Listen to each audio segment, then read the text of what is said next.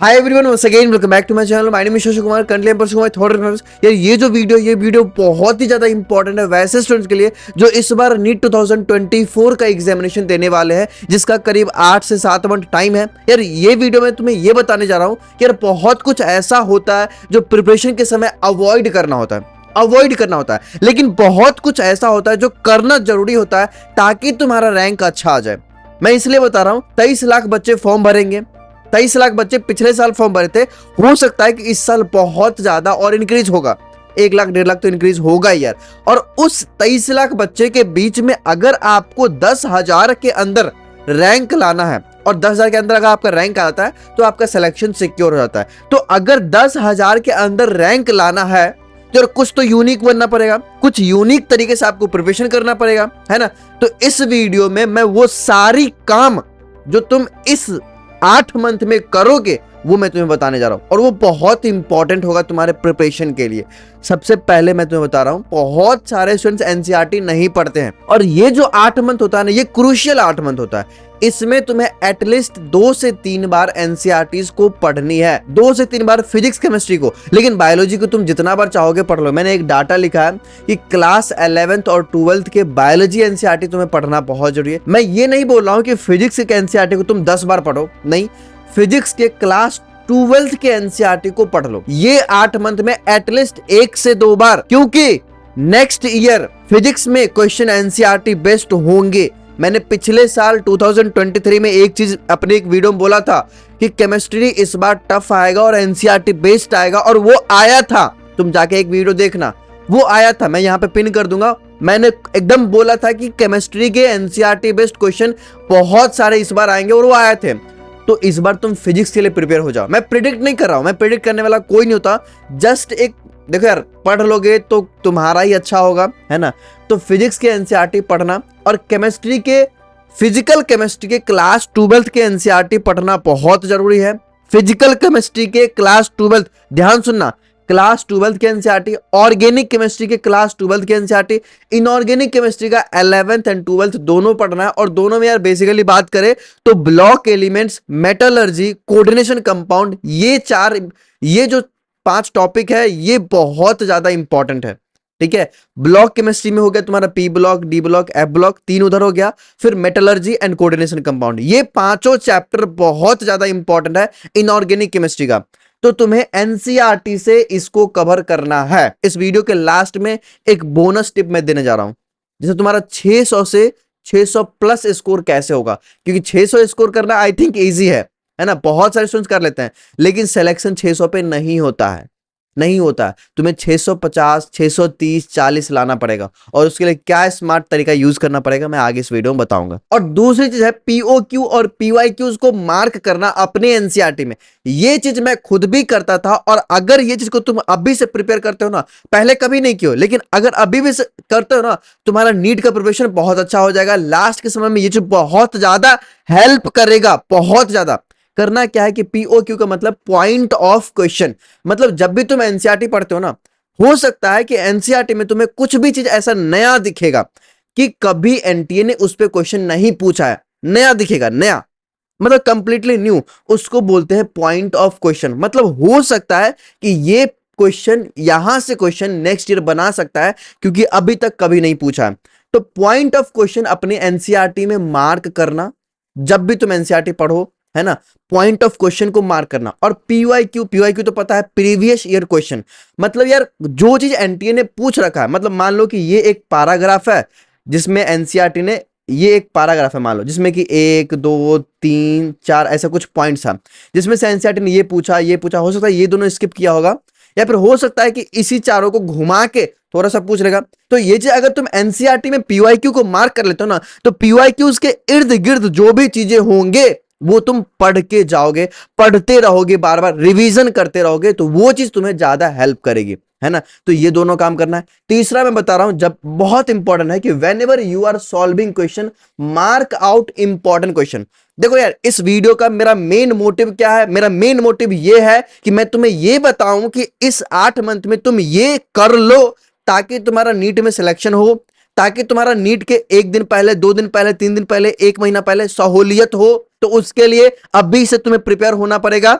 करना क्या है कि मार्क आउट इंपॉर्टेंट क्वेश्चन। जब भी तुम एनसीईआरटी सॉल्व करते हो, बुक सॉल्व करते हो, प्रीवियस ईयर क्वेश्चन सॉल्व करते हो, मॉक टेस्ट सॉल्व करते हो, कुछ भी सॉल्व करते हो, तो सॉल्व करते समय तुम्हें लगेगा कि यार ये क्वेश्चन बहुत इंपॉर्टेंट है, बहुत ज्यादा इंपॉर्टेंट हो सकता है कि ऐसा क्वेश्चन नीट में आएगा, टू बी ऑनेस्ट, या फिर इस क्वेश्चन से कुछ भी मैं सीखा हूं नया, कुछ नया कॉन्सेप्ट इसमें अप्लाई किया गया था, कुछ नया फॉर्मूला इसमें यूज किया गया था, तो उस क्वेश्चन को ऐसे करके मार्क कर लेना है फ्यूचर के रिवीजन के टाइम में सॉल्व करने के लिए। और ये चीज अभी से करो, क्योंकि नीट से एक महीना पहले तुम पूरे 500 600 1000 क्वेश्चन सॉल्व नहीं करोगे एक चैप्टर का, तुम एक चैप्टर से मात्र 100 क्वेश्चन सॉल्व करोगे, और वो 100 के 100 एकदम क्रीम वाला क्वेश्चन होगा।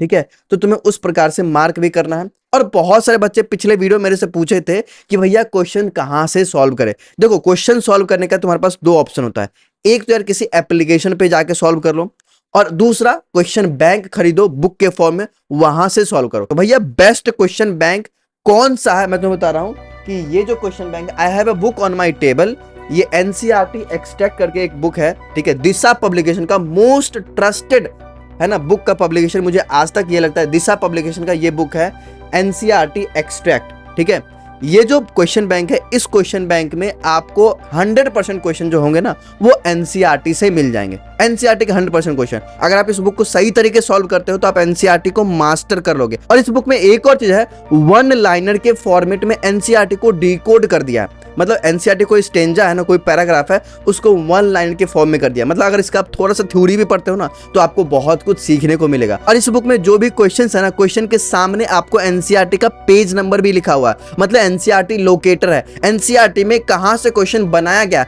अगर आप इस पे भी एनालिसिस करते हो ना तो आपको दिखेगा यार एनसीईआरटी का ये लाइन से क्वेश्चन बनाया जा सकता था, मुझे तो पता ही नहीं चला था। तो एनसीईआरटी लोकेटर अगर आपके क्वेश्चन बैंक में होता है तो बहुत ज्यादा आपको हेल्प करता है खुद से भी सोचने के लिए कि हाँ यहां से क्वेश्चन बन सकता था, मैं नहीं बनाया, और आप एनसीईआरटी में मार्क भी कर सकते हो। तो इस बुक में आपको एनसीईआरटी लोकेटर भी मिल जाएगा, प्रॉपर हर एक क्वेश्चन का आपको एक्सप्लेनेशन भी मिलेगा, और जितने टाइप के क्वेश्चन बनते हैं, ऑब्जेक्टिव क्वेश्चन हो गया, मैच द फॉलोइंग हो गया, असर्शन रीजन हो गया, स्टेटमेंट वाला हो गया, वो सारे के सारे डिफरेंट टाइप के क्वेश्चंस भी आपको मिल जाएंगे। और साथ ही में आपको प्रीवियस ईयर क्वेश्चन हो गया, एनसीईआरटी एग्जाम्पलर का क्वेश्चन हो गया जो कि सॉल्व करना बहुत जरूरी है, वो भी क्वेश्चन आपको मिलेंगे। 6000 प्लस क्वेश्चन आपको इस बुक में मिल जाएगा, और 80% क्वेश्चन नीट में इस बुक से आए हैं। और ये बुक सिर्फ और सिर्फ बायोलॉजी में ही नहीं बल्कि फिजिक्स और केमिस्ट्री में भी अवेलेबल है। तो अगर आपको ये बुक परचेज करना है तो इस बुक का लिंक मैं डिस्क्रिप्शन में डाल दूंगा, वहां से आप परचेज कर सकते हो। जेन्युइनली दिशा पब्लिकेशन का बुक्स बहुत अच्छा होता है, मैं खुद भी पर्सनली रेफर करता था अपने प्रिपरेशन के समय में।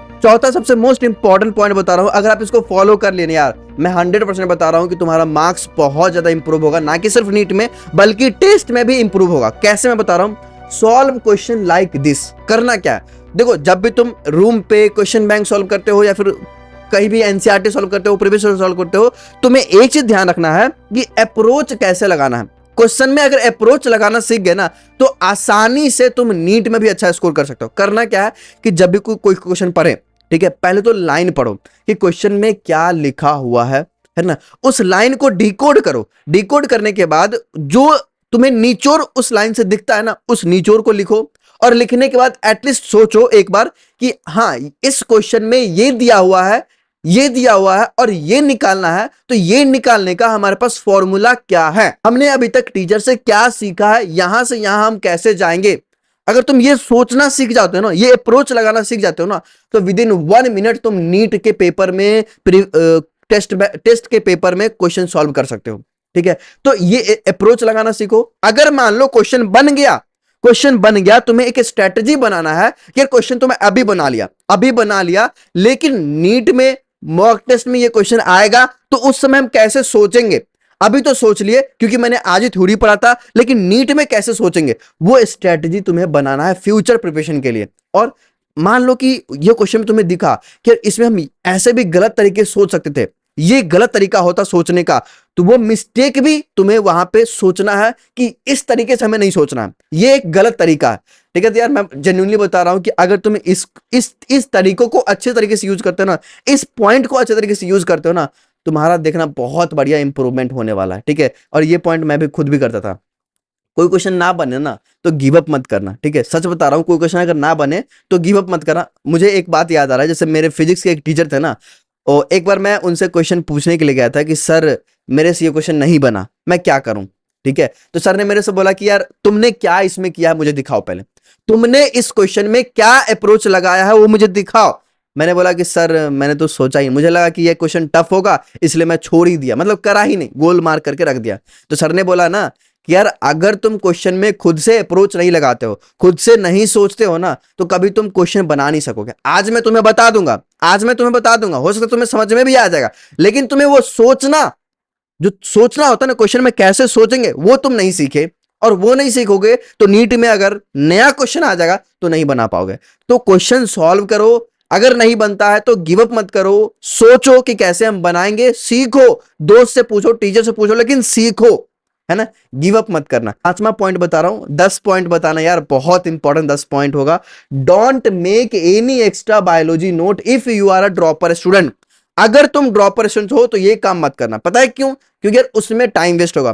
प्रिपेयर योर एनसीईआरटी, अपना एनसीईआरटी प्रिपेयर करो। एनसीईआरटी में साइड में जगह होता है, देखो यार, जब भी तुम क्वेश्चन बैंक सॉल्व करते हो या फिर मॉक टेस्ट में या फिर अपने अपने क्लास के टीचर के नोट्स में कुछ भी नया दिखता है जो कि एनसीईआरटी में नहीं है, और तुम्हें लगता है कि ये क्वेश्चन पूछ सकता है, ये पॉइंट इंपॉर्टेंट है, ये हमें बार बार रिवाइज करना है। देखो, नीट से एक सप्ताह पहले तुम क्या पढ़ोगे? अपने क्लास का notes, module, question bank, mock test का पेपर, कुछ नहीं, एनसीईआरटी पढ़ोगे। एनसीईआरटी ही पढ़ना, क्योंकि वो इंपॉर्टेंट है। तो तुम्हें एनसीईआरटी को प्रिपेयर करना होगा अभी से।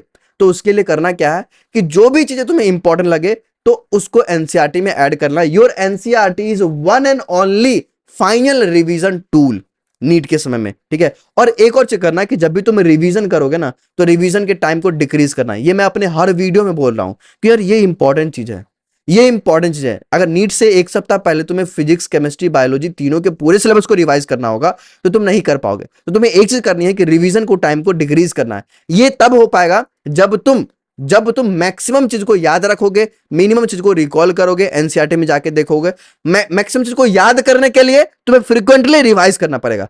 आज कोई चैप्टर पढ़े तो उसको 2 दिन के बाद एक बार और देख लो, 7 दिन के बाद एक बार और देख लो, उसको छोड़ो मत।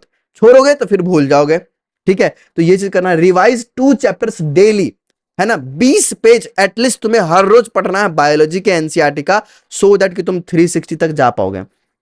ये मैं नहीं बोल रहा हूं, मैं खुद भी करता था इसलिए मैं बोल रहा हूं, ठीक है।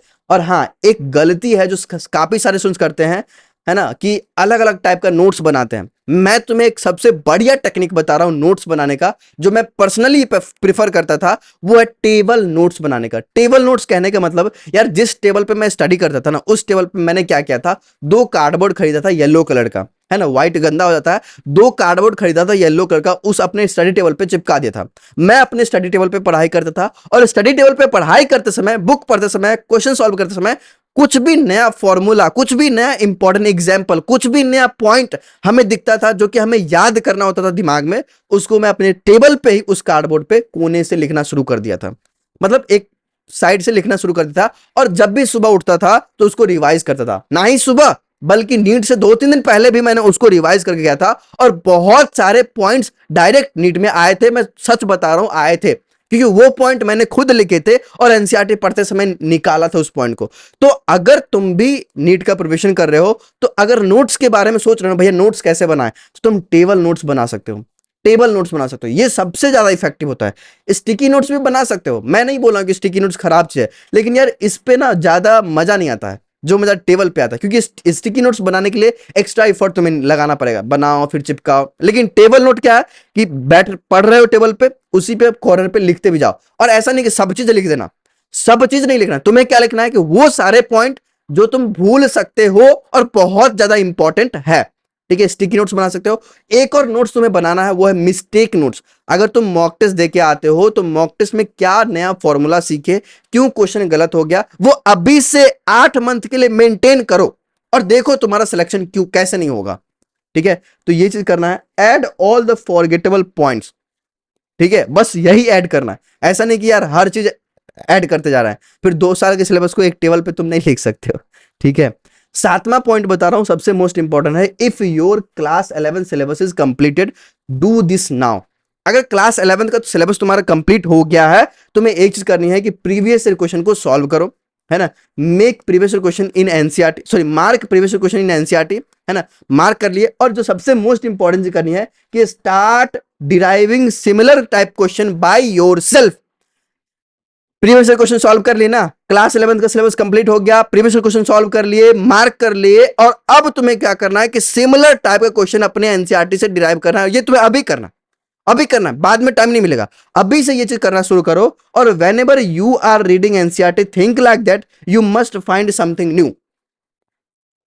जब क्लास 11 का सिलेबस कंप्लीट हो गया ना, आई होप कि 2-3 बार तुमने एनसीईआरटी पढ़ लिया होगा, और अब जब एनसीईआरटी पढ़ना ना, तो एक माइंडसेट रखना, माइंडसेट रखना ये कि यार मुझे इस एनसीईआरटी में से कुछ नया ढूंढना है, मुझे अभी कुछ नया इसमें से निकालना है। अगर इस माइंडसेट से पढ़ाई करोगे ना, तुम्हारा फोकस बना रहेगा, तुम हर लाइन पे फोकस करोगे। ये लाइन से क्वेश्चन बन सकता है, ये लाइन इंपॉर्टेंट है, एनटीए अभी तक नहीं पूछा है।